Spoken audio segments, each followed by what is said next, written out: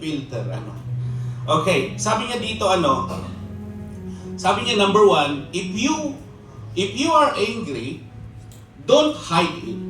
Raise your words but not your voice. So, anong ibig sabihin nun? Sabihin mo sa katabi mo, huminahon ka.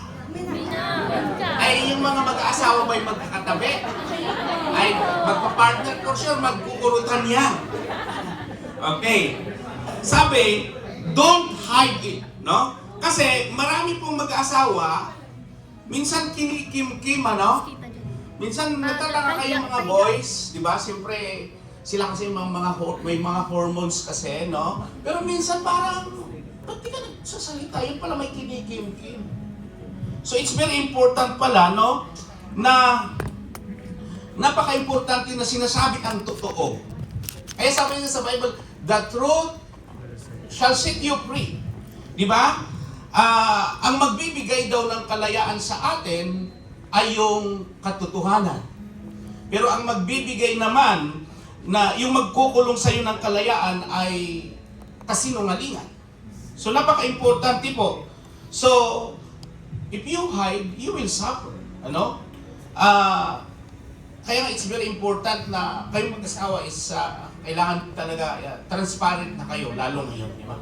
Hindi lang sa account, sa pera, di ba? Ano ba yung dapat i-transparent, di ba? Kasi may mag-asawa ko, kanya-kanya to. Kanya-kanya ang pinas natin, mas malaki sahod ko. Hindi po pwedeng ganon, ano? Anyway, nasabi ko naman na lahat-lahat sa inyo yan. So, napaka-importante, no? Kasi, importante magsabi kayo ng katotohanan. Kasi may napanood ako sa American Got Talent ba yun? Yung pag nasisintonado, pinipindot yung buzzer. So, X-Factor ba yun, ha? Yun na yun. Ay, hindi, American fan yun eh. Tapos, may sumali doon na bigla na lang pinindot. So, nagalit yung contestant. Sabi ng nanay ko, sabi ng mga pinsan ko, maganda boses ko. So, minsan pag hindi mo sinasabi ang katotohanan, napapahamak yung tao, ano? Yun pala, hindi naman talaga, wala naman palang boses, no? So, it's very important na nagsasabi ng totoo.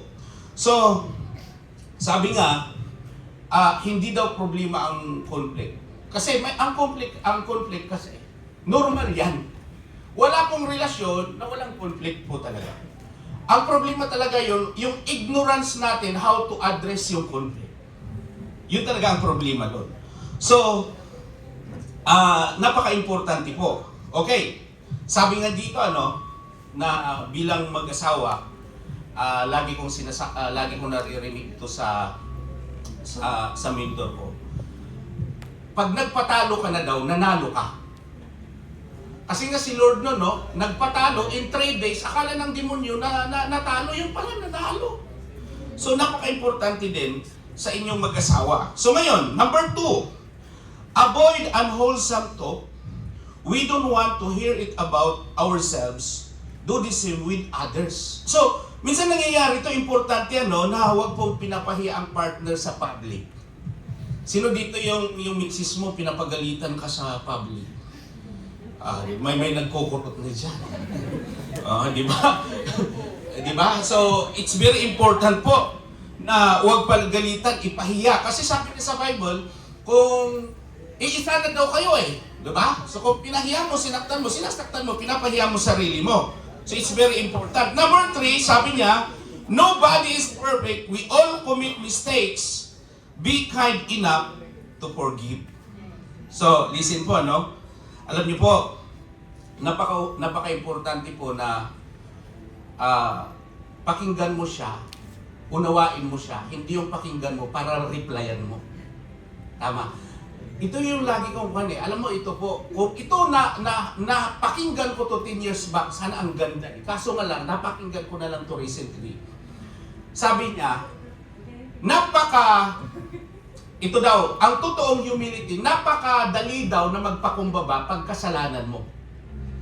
Pero, mas madali, at sabi nila, napakahirap magpakumbaba pag kasalanan nila. So, anong ibig sabihin nun, nak? Importante na kahit kasalanan, halimbawa, nak, no? Kahit kasalanan niya, magpakumbaba ka, mas maganda yun. At kahit kasalanan niya, mas maganda Unfortunately, dahil ang nature natin, ganito, kasalanan mo, ikaw magpakumbaba. Di ba? Saka lang ako magpo-forgive pag magpakumbaba ka. Saka lang ako magpapahil pag magpakumbaba ka. Ang problema doon, pinapatagal mo. So maganda pala ganito. Mas maganda daw, okay lang na kasalanan niya, ikaw magpakumbaba. Mahirap gawin, pero ikakaganda ng relasyon niyo. Amen? So, ito yung sabi niya kanina, no? Napakinggan ko lang to kanina, no, sa nag-aral kami. Sabi niya dito, no, ang ganito daw yun, no, si Lord, hindi niya hinintay hindi hinihintay daw ang reconciliation. Okay? Siya mismo yung bumaba. So, napaka-importante sa mag-aasawa. And I've learned, marami akong pagkakamali din, na unawaan ko talaga, napaka-importante sa mag-asawa. Yung unang nagpapakumbaba. Anong sabi ng Bible? Kung sinong unang nagpapakumbaba, tinataas ng Diyos. At kung sino yung nagmamataas, binababa niya. So kung gusto mo na itataas ka ng Diyos, lagi unang ikaw yung magpapakumbaba. Sabi ng kaibigang pastor. Actually, yung unang laging nagpapakumbaba, yan ang mahabang buhay. Pero yung laging nagmamataas, kukunin ni Lord agad-agad yan. Sabihin mo sa katabi mo, pakumbaba ka na. Okay. So, anyway, kidding aside, napaka-importante na yung sinabi ko kanina, napaka-importante na lagi po tayo na lang nagpapatalo kasi kung tayo ang nagpapatalo, tayo ang nananalo. Sabihin mo sa asawa mo, lagi ka na lang magpatalo. For you na masave. Eh marami akong sasabihin dito, pero alam nyo, gusto ko pasalamatan kasi you've been here for almost 2 years, right? So, naging blessing po kayo sa akin, sa church, at sa lahat ng andito. Alam ko, isa kayo na halimbawa na nagdadala ng mga kaibigan nyo sa church at ipagpatuloy nyo lang. And praise God, after 8 years, 9 years, nakapag-decide kayo. So, praise God na at least talagang ginawa nyo yan, and sabi ko nga sa inyo sa counseling is, hintayin nyo ang raragasang pagpapala ng Panginoon. So muli, congratulations. May mga ninong, si Pastor po na taga-Rasal kayo just want to pan po si Pastor. Si Pastor? Taga-Rasal kayo siya? So, siya magsishare din mamaya, so hindi ko nakakabaan. Pero sa mga ninong, nakikita niyo na basta mga naka-brown, mga 40s pataas na yan. Okay? Bakit na isama si Brother Abby dyan? Okay, kaya di ako umuupo doon, doon ako eh. Kasi bakit? Halatang mga 40s yung naka-brown, ano? Eh, sabi ko, 27 pa ako, dito muna ako eh. But anyway, kidding aside, again, ang ito lang po, dalangin ko na ano man ang desire ng puso niyo ay mangyari. And hindi ko maikuan kasi as in, overwhelmed po ako sa nakita ko kasi sabi ko, akala ko kainan lang to eh.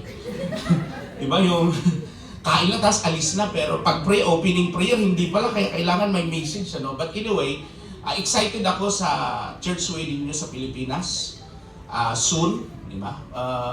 And I pray na anuman ang mga need nyo, I pray na, sabi nga, there's a need, there's a supply that comes from the kingdom of God. So continue to be faithful, continue to serve God, and I'm excited sa magiging apo ko. Amen? So, ayun lang po, sir. Sila na po ang mag-continue, sina pastor at yung mga ninong. Basta yung mga naka-brown, mga 40s patas. Yung mga ninong na tawagin po mamaya. So, tapos lang part ko ha. Gutom na ako. Thank you so much. Let's give the Lord the best time of praise for the life of Pastor James. Pastor, thank you for sharing such an inspirational word for our couple. And of course, may we invite Alvin and Christine to please come join us here in front and let's do the cake cutting. This is your first duty as husband and wife. So we will now proceed to the cake cutting for Alvin and Christine. Alright, so I'll hand this over to you, sir. Alright. Okay, so let's join this couple together for this moment. So for this cake cutting ceremony, this actually symbolizes the sweetness of love and the layers of life that you will be sharing together now as husband and wife. And of course, as you hold the knife hand in hand, later as you slice the cake, it symbolizes the commitment that you make to make decisions together, united in their journey and sharing sweet moments through all the days to come. So ladies and gentlemen, it is my honor and privilege to present you now officially Mr. and Mrs. Husband and Wife, Alvin and Christine, for their first slice of the cake.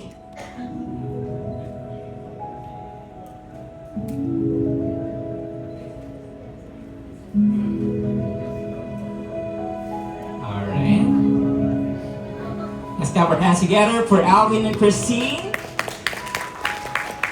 And of course, after the cake cutting, next would be the first bite for Alvin and for Christine. So they say, the bigger the bite, the better and the more the blessings would be. So let's see who will get the bigger bite. Come on, Alvin. Who goes first? Ladies first?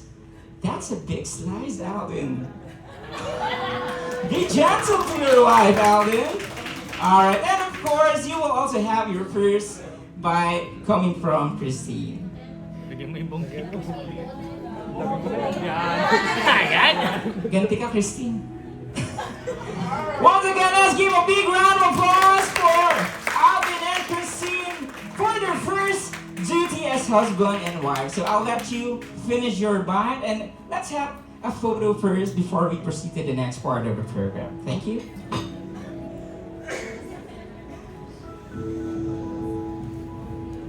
Thank you so much. So you can take your lovely seat for a while. Thank you so much.